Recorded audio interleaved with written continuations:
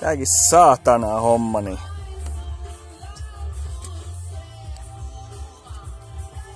Kaikki vaan sen takia, että vittu liian lyhyet johot saatana. Ei vittu mitään homma. Mene nyt vittu sinne. Vittu kaikkea saatanasta joutuu tekemään.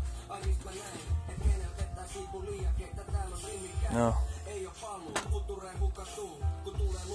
Mihin se on se saatana mulkku?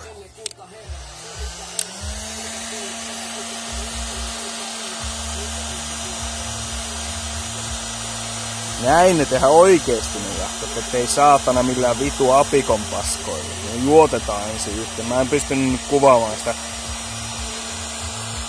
juottamista, kun mulla ei riitä käet saatana tähän hommaan.